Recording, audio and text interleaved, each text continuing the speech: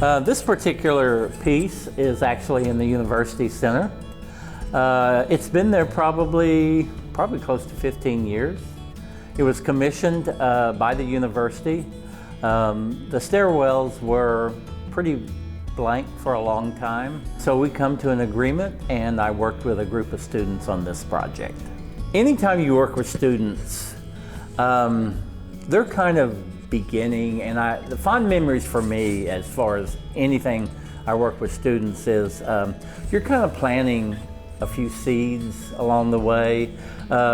Many of our students have gone on to be really very good mural painters. We have students that are on the East Coast, the West Coast, and they've turned into be great mural painters. And it's kind of nice to get an email or something that shows what they're still doing. They're still doing what they've learned here at UCO. So those are real fond memories. That to me, when I look at it and look at what it is, it's more of working with the students and what we did with the students. When you think about the university, you've got to take in consideration a lot of things. The university is a lot of different things to a lot of different people. You've got athletics, you've got your academics, you've got drama, you've got all the different colleges.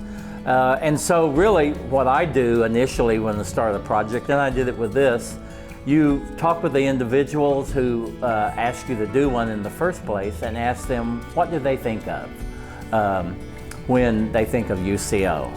And probably the first thing out of everyone's mouth is Old North. I mean, that's on everything. And it's pretty iconic building, and so it's got to be, I think, pretty centrally located. But we're also the Broncos. I remember walking across campus and taking a picture of these flags because one is UCO and one is Central State. I think pillars in general, whether they're iconic or Doric, that they represent academics. And some of the buildings here on campus have that built into their architecture. And they're very vertical. When you do a triptych like this, you're trying to find images that may not be so horizontal, that are more vertical, that fit within that space.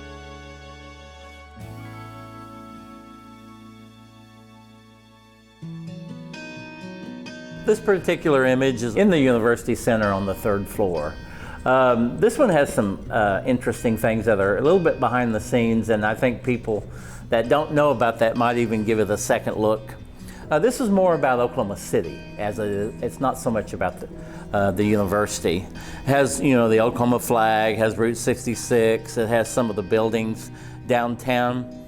But when I look at this is probably not obvious to most viewers, but when I look at this painting, it seems a little bit gloomy. It seems a little bit depressing in some ways. And the reason for that is this was actually painted right after the bombing.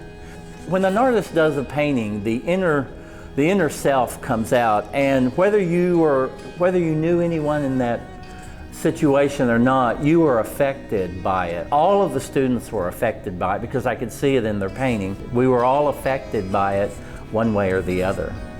The biggest challenge is try not to get emotional about it. You're a professional and you should be able to handle all kinds of situations. And the other thing is it's public art. Everyone has an opinion about public art. When you think about a mural, you think about the time of when you're painting it. You think about how you want to tell your story. There's usually iconic images that help tell the story. You see the downtown skyline. Here's the memorial, kind of over here in the corner. Route 66. This is on top of the state capitol. This is actually the font that's used in the musical Oklahoma, and so that has a connection there. I'm usually the sky, the backdrop, but I always like giving the main images to students because to me that's the fun part of it. I mean, this is what you're painting, and mine was more to stay in the background, but the background really helps tie the whole thing together. When you walk away and you've had maybe 10 students working on it, you want it to look like one person did that. So I always move the students around. I would have them maybe to finish part of it. That way their abilities and how they paint is kind of all over. I paint a lot on older brick buildings, cinder block buildings. Is this, you want it directly on the brick, or do you want it separated from the brick? How long are you going to be here? You know, if you're only here 5 more years, someone else is going to inherit your project, you know. And so do you want to be able to take the project with you? And I think that was one of the reasons we didn't go on directly on the brick, is they may want to rotate something else. And it's because it makes it more versatile that way.